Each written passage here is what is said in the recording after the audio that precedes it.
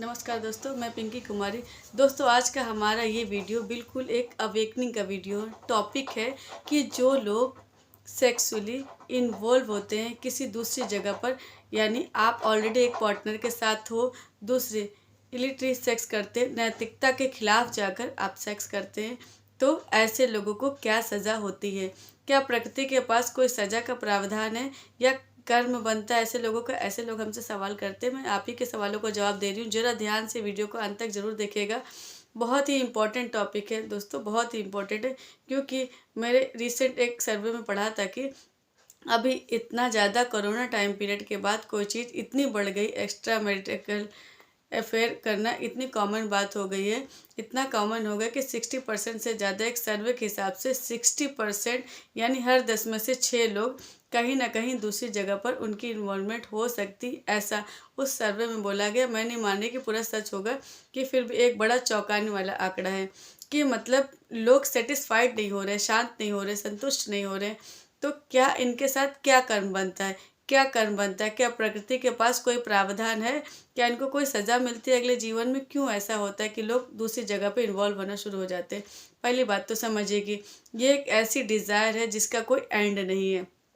अगर हमारे शास्त्रों में बड़े प्यार से इस चीज़ का प्रावधान है कि अपनी पत्नी के साथ, अपने पति के साथ, मतलब जहाँ एक लीगली आपकी शादी हुई है, जहाँ लीगली आपके जो पार्टनर, उनके साथ आपको कोई, उसके साथ भी कोई नैतिकता के मर्यादा के में कहा जाता है कि इस एक्ट में इन्वॉल्व हुआ जाए। ये नहीं कि लोग इस चीज़ को बिल्कुल नॉर्मल समझ के बस लगे रहो। तो उसमें दिक्कत क्या आती है, सोच कर देखिए क्या हालत होती है। क्या आपको लगता है कि जितना मर्जी चाहो बस, जितना मर्जी बस किए जाओ? नहीं, ऐसा इतना आसान नहीं है। इस बात को समझ लीजिए कि जो लोग भी ज़रूरत से ज़्यादा मर्यादा की सीमा रेखा लांघ कर जो भी इस चीज़ में इन्वॉल्व होते हैं, सबको हिसाब किताब देना पड़ता है। शारीरिक कमजोरी, मानसिक कमजोरी, सिंपली जो लोग कहते हैं ना कि ओवर इन्वॉल्व होते हैं, ओवर। एक मर्यादा है, एक सीमा है, किसी न किसी बात समझने की। इसका मतलब क्या कि आप अपनी मृत्यु की तैयारी कर रहे हो अपने शरीर का। कि आपको पता होना चाहिए कि शरीर के अनेक रोग, जेनिटल की समस्या, जो लेडी में ओवरीज की समस्या, पीरियड्स की प्रॉब्लम जो होती है, यूटीआई जो होता है लेडीज़ में होता है, जेंट्स के अलग अलग तरह की समस्याएं हैं, एड्स जैसे भयंकर रोग हैं, या किडनी की समस्या कहाँ से आती है? कहाँ से आती है? सारी की सारी जितनी भी प्रॉब्लम्स जेनिटल्स के आसपास एरिया से जुड़ी, स्वादिष्टान चक्र से जुड़ी समस्या, ऐसे लोगों के साथ इन्वॉल्व होती है। स्किन की समस्या, स्किन की समस्या आपने सुना हो कि जो भी इस टाइप की डिजीज़ है, इसका क्योंकि जल तत्व संबंधित होता है, जल तत्व संबंधित, जल वाली जो भी समस्या, यूरिनरी ट्रैक, जो मूत्र से संबंधित जो बीमारी होती है ना, वो पैदा होती है। पहली बात तो ये समझ ले, कोई भी चीज़ ऐसी फ्री नहीं, कोई भी मज़ा फ्री नहीं है, ऐसे ही नहीं मिल जाता। उसके लिए कॉस्ट देनी पड़ती, उसकी भी कीमत चुकानी पड़ती। कोई व्यक्ति, जो लोग कहते हैं कि मैं अपने आप से ही करता रहूं, जो लोग कहते हैं कि मास्टरबेशन करने के बाद में पूछते हैं क्या वो भी कोई कर्मा है, उसका भी मैं आपको यहाँ जवाब दे रही हूँ, वो भी कोई कर्मा है। हाँ, वो भी कर्मा है, डेफिनेटली कर्मा है। और आपके शरीर का, मनुष्य शरीर का आप अनादर कर रहे हो, मनुष्य शरीर का अनादर कर रहे हो, कहीं ना कहीं ये भी एक कर्मा है। आपको शारीरिक बीमारियां, शारीरिक प्रॉब्लम जो है झेलनी पड़ेगी, शारीरिक कमजोरी, मानसिक कमजोरी झेलनी पड़ती है। और दूसरी जो बात इम्पोर्टेंट मैं कह रही हूँ, जो इस सेक्स में कम इन्वॉल्व होते हैं, जो ऑलरेडी मैरिड है और किसी दूसरों के साथ इन्वॉल्व होते हैं, ऐसे लोगों के साथ क्या होता है, याद रखिए। ऐसे लोग जो अपने पार्टनर को चीट करके दूसरों के साथ इन्वॉल्व होते हैं, इनके साथ डेफिनेटली ट्रस्ट इश्यूज आते हैं। इनको इस जीवन में, अगले जीवन में इनको कोई भी इनके ऊपर ट्रस्ट नहीं करेगी। इनको पार्टनर चीट करने वाला पार्टनर मिलेगा। जैसे इन्होंने किसी को चीट किया है, वैसे इनको भी चीट किया जाएगा। आप बताओ, यूनिवर्स का ये जो सज़ा है, क्या ये गलत है? आप बताओ, सोच कर देखो, क्या ये गलत है? प्रकृति की ये सज़ा गलत नहीं है। तुमने किसी का दिल दुखाया, परमात्मा को छोड़ दो बीच में 2 मिनट के लिए। जब बात करें ना कर्मा के बारे में, जो कर्म है ना, वो 2 व्यक्तियों के बीच में है। एक व्यक्ति ने अपनी पत्नी को चीट करके बाहर संबंध बनाए, चीट करके संबंध बनाए, तो क्या आपको क्या लगता है, क्या इस व्यक्ति के साथ कभी चीटिंग नहीं होगी? बिल्कुल होगी, डेफिनेटली होगी।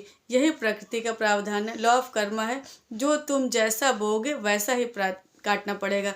वैसे प्रकृति वही सज़ा, उसी टाइप की सज़ा मिलने वाली है। जिस तरीके से तुम चीट करोगे उसी तरीके से तुम्हें चीट किया जाएगा, तब तुम्हें बहुत बुरा लगेगा, बहुत बुरा लगेगा कि ऐसा क्यों हुआ। अब बोलते हैं ये तो मैंने उसकी मर्ज़ी से बनाए, संबंध बनाए दो लोगों में, अपनी मर्ज़ी से बनाए, मतलब वो भी जो अपोजिट जेंडर था उसके प्रति भी संबंध बनाया, स्त्री ने पुरुष के बनाया, वो उसने भी अपनी मर्ज़ी से बनाया, तो क्या उसके लिए कोई प्रावधान नहीं है कि उन्होंने अपनी मर्ज़ी से किया तो भी चीट तो किया उन्होंने, चीट तो किया, चीट तो किया। एक स्त्री एक पुरुष पहले से मैरिड है और एक स्त्री उसके साथ संबंध बनाती, तो पता है क्या क्या कर्म लगता है, बात पूरी समझा दूँ। इसीलिए सारे कर्मों का हिसाब किताब देखने के बाद मैं पास्ट लाइफ रिग्रेशन थेरेपिस्ट हूँ, क्योंकि लोग आगे से सीधे पूछते मेरे साथ चीटिंग क्यों हो रही है, क्यों मुझे ऐसा पति मिला, इसलिए मिला। अपने व्यक्तियों के नाम तो नहीं ले सकती यहाँ पे, जो लोग हमारे जिन्होंने हमसे पास्ट लाइफ करवाया, डेफिनेटली मैं उनके नाम नहीं ले सकती, मेरे प्रोफेशन के अगेन है। लेकिन कितना बड़ा धोखा, कहीं ना कहीं उन्होंने किसी का ट्रस्ट तोड़ा, किसी का विश्वास तोड़ा। एक स्त्री किसी दूसरे के साथ इन्वॉल्व हो रही है, उसकी पत्नी है, उसके बच्चे, उन्होंने पत्नी का विश्वास जो टूटा वो सारा कर्ज किसको लगा। इसी तरह से उसका अपोजिट लेकर चले, पहली बात तो ये। दूसरा जो लोग ये पूछते हैं कि अगर कोई किसी के साथ ऐसे नहीं करता लेकिन वो प्रोस्टिट्यूट करता है, प्रोस्टिट्यूशन के साथ जाता है, तो क्या होता है, उसका भी प्रावधान है।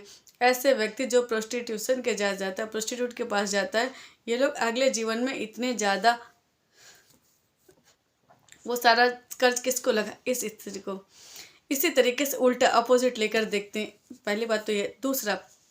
दूसरा जो लोग ये पूछते हैं कि अगर कोई किसी के साथ ऐसे नहीं करता लेकिन वो प्रोस्टिट्यूशन करता है, प्रोस्टिट्यूशन के पास जाता है, तो क्या होता है, उसका भी प्रावधान है।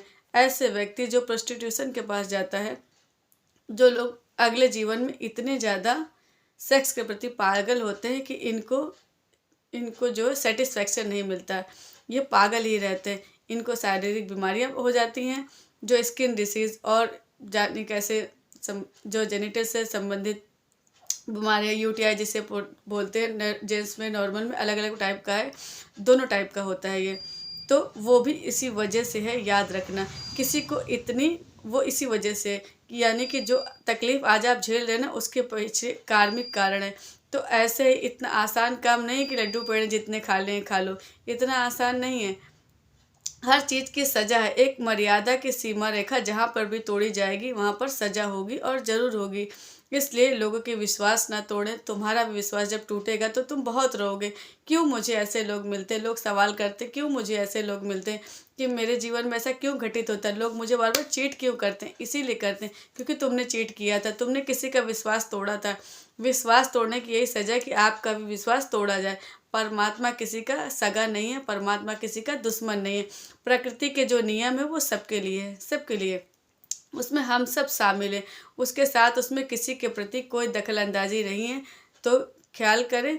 और यहाँ तक कि गरुड़ पुराण में जो कहा गया वो ये कहा गया कि अगर कोई व्यक्ति किसी और के साथ इस तरह का सेक्स करता है, अनैतिक रूप से किसी के साथ इन्वॉल्व होता है, तो उसको, अगर वो पुरुष है तो उसको लोहे की स्त्री जिसके भीतर आग जला दी जाती है, और वो लोहे की बनी हुई स्त्री जिसके अंदर आग जला जाती है, बोला जाता है उसको गले लगाओ, इसके साथ करो, ऐसा उसमें लिखा है गरुड़ पुराण में।